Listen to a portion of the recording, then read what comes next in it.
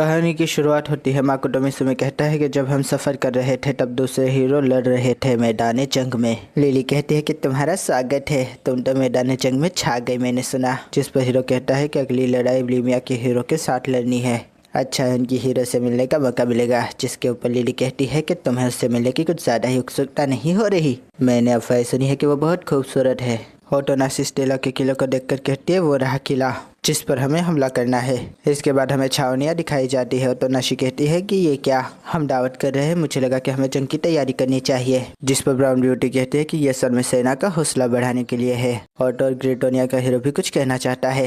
होटोनाशी कहती है कि वो देवी से प्रार्थना करना चाहता है, लेकिन क्यों? ब्राउन ब्यूटी कहते हैं कि असल में अठमानव या डिमन से लड़ते वक्त देवी की खास कृपा दृष्टि इंसानों पर होती है। तुम बहुत ही ज्यादा परेशान लग रही हो, क्या ये हीरो से मिलने के लिए है? जिस पर होटोनाशी कहती है कि हाँ मैं उससे पहली बार मिलूंगी, मैंने सुना है कि वो मेरी ही दुनिया से है और हमारी उम्र भी एक है। लिली कहती है कि आयन राज्य से जो सामग्री यहाँ पहुँचनी थी वो पहुँच चुकी है। लॉरल राज्य से उम्मीद से कम इमदाद आई है और इसकी वजह हम जानते हैं, हमारी नन्ही मुन्नी जादूगरनी।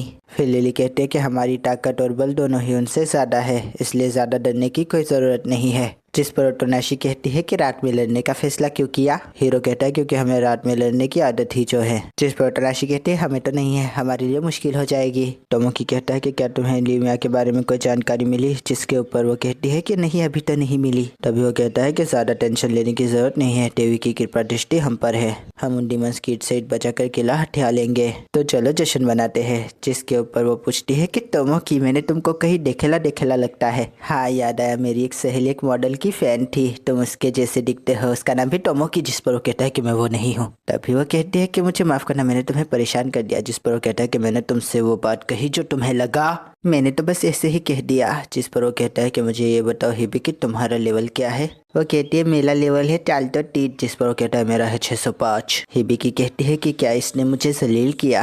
वो कहती है कि लगता है आपने थोड़े समय में बहुत कुछ पा लिया है। तभी टोमोकी कहता है कि मुझे टोमोकी बुलाना बंद करो, मुझे टोमोकी सर बुलाओगी तो सादा हो जाएगा, इसलिए ची बुलाओ, टोमोकी ची। जिस पर वो कहती है कि हाँ हाँ बिल्कुल टोमोकी ची। फिर वो कहता है कि क्या मैं खुल के बात कर सकता हूँ, प्यार से बात करने की आदत नहीं रही। जिस पर वो कहते हैं कि खड़ूस कही का अगर किसी कंपनी में जाएगा इंटरव्यू देने तो मुंह खोलते ही निकाल देंगे। फिर हम देखते हैं कि हमारी ब्राउन ब्यूटी हमारी हीरो के पास आती है। वो उसकी पीठ से टेक लगाकर बैठ जाती है और कहती है कि तुम्हारे यहाँ आने का कारण क्या था? जिस पर वो कहते हैं कि असल में मेरी दुनिया में मुझे बगैर कुछ किए ही बहुत कुछ मिल गया था, इसलिए मैं यहाँ पर आ गई। तुम सोचोगे कि मैं बहुत बड़ी कमीनी हूँ। जिस पर कहते हैं कि हाँ तुम हो।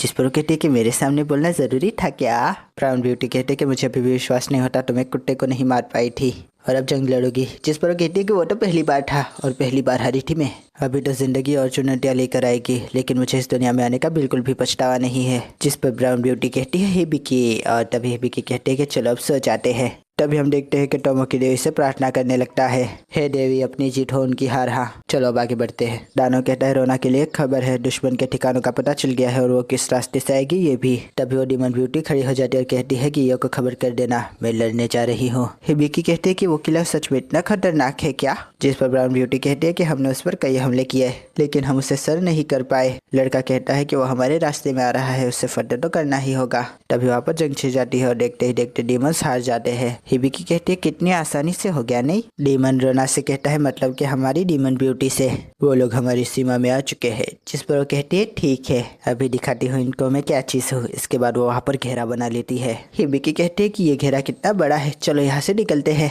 लेकिन तभी जमीन टूट जाती है और सारे के सारे उस गड्ढे में गिर जाते हैं। तभी हिबिकी जादूगर को आवाज लगाती है और वो सबको बचा लेता है, या यूँ कहे कि सिर्फ उनको बचा लेता है जो कि उसके करीबी थे। दूसरी तरफ टोमोकी कहता है कि ये तो एक जाल था, बार बार बचा, अगर मेरे पास ये जूते नहीं होते तो मैं भी नीचे गिर जाता। तभी डिमन ब्यूटी कहती है कि यह है उनका हीरो, काफी कमाल का है, चांदी के जूतों की वजह से ऊपर है। फिर वो उस पर हमला कर देती है और वो अपना बचाव करता है। वो कहता है कि सब लोग गिर गए क्या? जिस पर चश्मी शार्कमिस्ट कहती है कि तुम्हें अभी पता चला, अब जल्दी से हमारी मदद करो, ये नकली जूते ज्यादा लोड नहीं उठा पाएंगे। जिस पर वो कहता है नो रानाकी को बुलाओ ना। डिमन ब्यूटी कहती है कि ये क्या, ये तो ड्रैगन है। इसके ऊपर हिबिकी उस पर हमला कर देता है। डिमन ब्यूटी अपना बचाव कर लेती है। फिर वो कहते हैं कि वो अफवाह सच थी, ये बहुत ताकतवर है लेकिन फिर भी इस किले पर कब्जा नहीं कर पाएंगे। तभी वहाँ पर 4 हाथों वाला डिमन आ जाता है। वो कहता है कि कैसे हो तुम लोग? वो कहता है तुम हो हो इनके हीरो, जिस पर हिबिकी उसके ऊपर वार करने लगता है। तभी डीमन कहता है कि अपना नाम भी नहीं बताया, कितने बदतमीज हो। जिस पर टोमोकी कहता है कि जंग के मैदान में तमीज का क्या काम।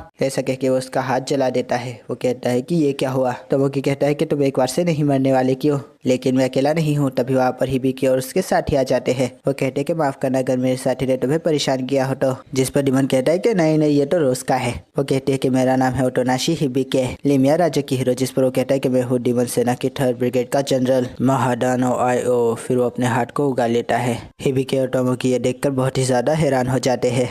वो कहता है तुम 2 हीरो हो तो मुझे खास दाव लगाना ही होगा। फिर वो अपनी अंगूठी दिखाते हुए कहता है ढूंढता ना भला ना दिखाना, और फिर वहाँ पर जादू हो जाता है। जिस पर दोनों ही हीरो घुटने पे आ जाते हैं और वो कहते हैं कि तुमने क्या किया। वो कहता है कि मैंने तुम्हारी शक्ति जो देवी की थी इस इलाके में खत्म कर दी। जिस पर टोमोकी को वो बात याद आती है, तुम रात में अमर हो। वो कहता है कि मतलब कि अब मैं मर सकता हूँ। वो कहता है कल्टी मारो। जिसके ऊपर लड़की कहती है क्या। वो कहता है हम हीरो है, अगर हम यहाँ हार गए तो समाज पर इसका क्या असर पड़ेगा। इतना कहकर वो जाने लगता है।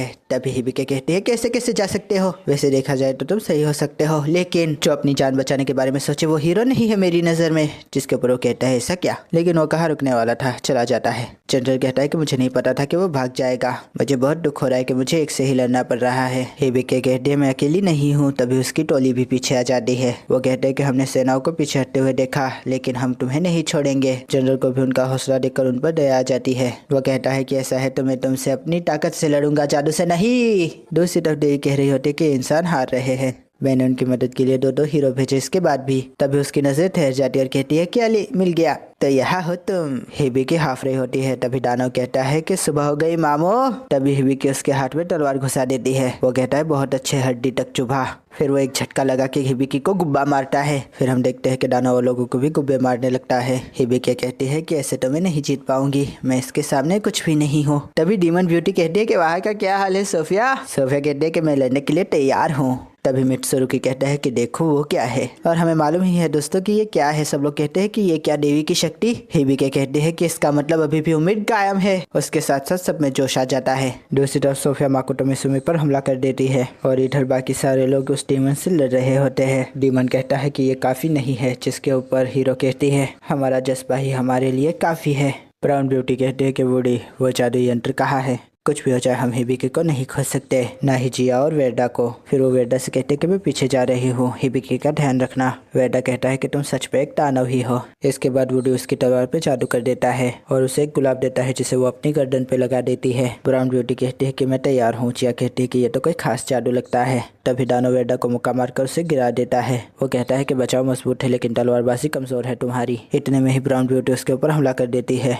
दानव कहता है कि ये क्या हुआ। वो कहती है कि आखिरकार काट ही दिया। हिबिकी कहती है ये कैसा जादू है। जिस पर ब्राउन ब्यूटी कहती है कि ये सबसे ताकतवर जादू है, अब बस मेरा सहारा बनो। जिसके ऊपर वेरडा उसके निशान को देखता है और कहता है गुलाब चिन्ह, ये तो सच में पागलपन है। देखते ही देखते वो जनरल का हाथ उड़ा देती है। वो कहता है कि मैं इसे उगा नहीं पा रहा, मुझे नहीं पता था कि तुम लोगों के पास ऐसा कोई जादू भी है। वो कहते हैं इसके बावजूद भी हम पहले जनरल को हरा नहीं पाए हैं। जिस पर वो कहता है कि मैं तुम्हें बता दूं कि मैं यहाँ का सबसे शक्तिशाली दानव हूँ। ब्राउन ब्यूटी कहती है फिर तो बहुत अच्छा है और उसके बाद उस पर हमला कर देती है। देखते ही देखते वो लोग दानव पे भारी पड़ने लगते हैं। देखते ही देखते ब्राउन ब्यूटी उसकी गर्दन को काट देती है। तभी वो कहता है कि मुझे लगता है अपनी पूरी ताकत दिखानी ही पड़ेगी। फिर वो अपनी ताकत को या करने लगता है। उसका चौथा हाथ भी उग जाता है। ब्राउन ब्यूटी वुडी को आवाज लगाती है वुडी, जिस पर वुडी जादू से उन लोगों को अपने पास बुला लेता है। हिबिकी कहती है कि ये क्या कर रहे हो, नवल अभी भी लड़ रही है। लेकिन वुडी उन सबको लेकर वहाँ से जाने लगता है। हिबिकी कहती है कि रुक जाओ। वेदा कहता है कि रुक जाओ। वो गुलाब चिन्ह सीमित ताकत तो प्रदान करता है लेकिन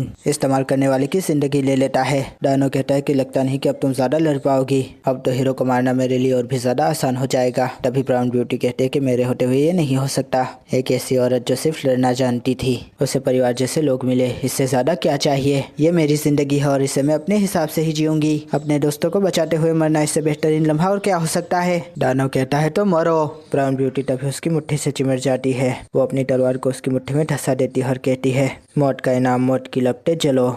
इसके बाद वो दानव के साथ बहुत तेजी से चलने लगती है। वो कहती है हिबिके मुझे बहुत मजा आया। तभी वहाँ पर बहुत बड़ा धमाका हो जाता है। हिबिके उस धमाके की तरफ देखती है और कहती है नवल। टोमोकी कहता है शायद मुझे हीरो के साथ मिलकर उससे लड़ लेना चाहिए था। जिस पर लिली कहती है हरगिज़ नहीं, यह मत भूलो कि तुम्हारी जिंदगी एक जलती हुई लौ है जो लोगों का सहारा है। जिस पर वो कहता है सही कहा, मैं बहुत ताकतवर बनूंगा, इतना ताकतवर कि देवी की शक्तियों के बगैर उनका सामना कर सकूं। लिली कहती है कि मैं तुम्हारा साथ दूंगी, तुम जो भी कहोगे वो करूंगी। तभी डीमन ब्यूटी अपने जनरल के पास आती है और कहती है कि चलो अब उठ भी जाओ, मुझे ये गड्ढा भी भरना है, अब चलो भी। तभी वो उसे लात मार देती है। वो कहता है उस लड़की ने मुझे नवाल नाम था ना उसका, मैं उसे कभी नहीं भूलूंगा। सेनापति कहती है कि बुरी खबर यह है कि सोफिया मारी गई। जिस पर वो हैरान हो जाता है और कहता है कि वो ड्रैगन मार। डीमन ब्यूटी कहती है कि देवी की शक्ति ने उसे खत्म कर दिया, पता नहीं उस देवी ने इस पर किस राक्षस को भेजा था। तभी मियो कहती है नवाब साहब। तो मैं कहती है मियो ज्यादा जोर मत लगाओ वरना तुम्हारा हाथ चला जाएगा। मियो कहती है कोई फर्क नहीं पड़ता, मेरे साथ कुछ भी हो कोई फर्क नहीं पड़ता। जिस पर तो मैं कहती है मियो। माकोटो कहता है कि उस वक्त माकोटो को बिल्कुल भी नहीं पता था कि उसने हीरोस और दानवों की जंग को खत्म कर दिया और अब हम वर्तमान में पहुंच चुके हैं जहाँ पर माकोटो मिसुमी अपने रोमांचक सफर पे निकल चुका है। और यहाँ पर यह एपिसोड खत्म हो जाता है। दोस्तों आशा करता हूँ आपको यह रिव्यू पसंद आएगा। अगर पसंद आया तो लाइक कीजिए, शेयर कीजिए, सब्सक्राइब कीजिए, ज्यादा पसंद आया तो कमेंट भी कीजिए। दोस्तों थैंक यू, खुदा हाफिज़, अपना ध्यान रखिएगा, फिर मिलेंगे, थैंक यू।